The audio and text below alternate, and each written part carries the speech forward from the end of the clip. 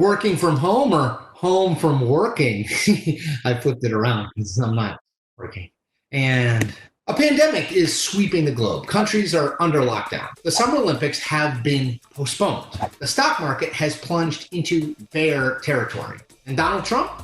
Well, no, I don't take responsibility at all. Trump responded when asked if he took responsibility for the lag in necessary coronavirus testing while speaking to reporters gathered in the Rose Garden to hear his declaration of a national emergency to combat the virus.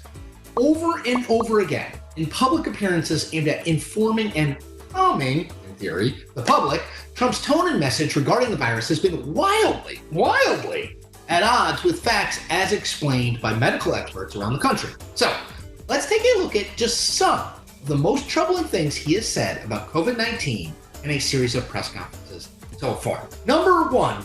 But it'll go very quickly. Just to be clear, there was no indication then, March 12th, when Trump said this, that coronavirus will go very quickly. None. And there isn't now. Number two. And the same people, then they say, oh, he closed too fast. Why did he close? Most of them said, why did he close with China? That turned out to be a great move. Trump wants to ensure that people know he deserves credit for closing with China. That's the key takeaway here, not the impact that coronavirus is having in the United States. And it's worth noting, at the time of this press conference, middle March, hundreds of people in the United States had already been infected. Cities had already begun to make major changes. Number three. You have to remember the stock market, as an example, is still much higher than when I got here. And it's taken a big hit, but it's going to all bounce back, and it's going to bounce back very big at the right time. When Trump made this claim March 12th, 83% of the gains the stock market had made when he came into office had been wiped out over fears over the pandemic's effect on the world economy. That's according to none other than the New York Times' Peter Baker. Number four. Let's put it this way, I'm not concerned. Okay. The president dismissed questions about the fact that he had been photographed with a Brazilian press aide who tested positive for the coronavirus 5 days later. Now, eventually, Trump did agree to get tested for the virus, and fortunately, the White House has announced that those results were negative.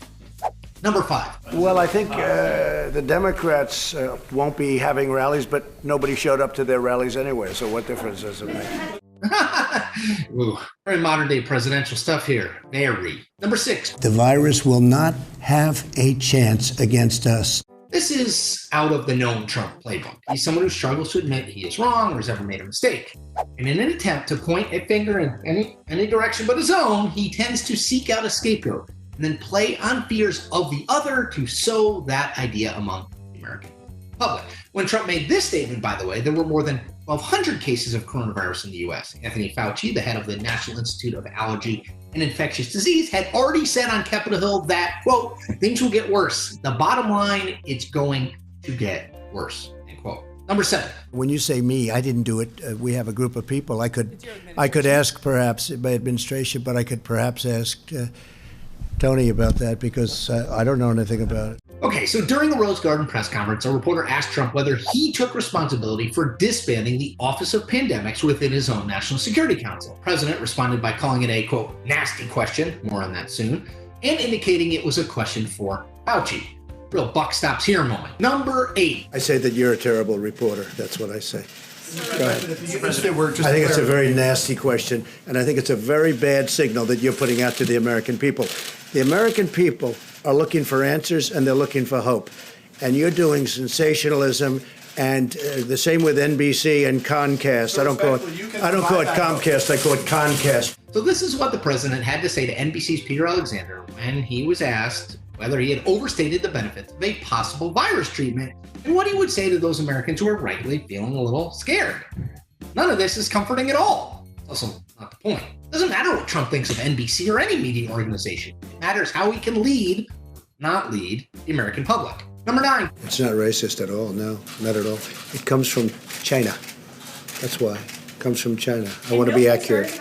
Yes, the virus did originate in Wuhan, China. But if you think Trump started calling it the Chinese virus just for geographic accuracy, well, you haven't been paying attention. The Trump administration continues to lay blame on Beijing for not identifying or warning of the virus earlier on, while Beijing has been projecting conspiracy theories that the U.S. Army brought the virus to China. It's become a full-on blame game between the two countries, and none of that helps us. Number 10, quote, we've done a fantastic job. The only thing we haven't done well is to get good press. We've done a fantastic job, but it hasn't been appreciated. Even the closing down of the borders, which had never been done, and not only did we close them, but we closed them early. The press doesn't like writing about it. And quote, the press writes about it all the time. And Trump's response to all of this outbreak has been a surprise to exactly no one. Here's the thing.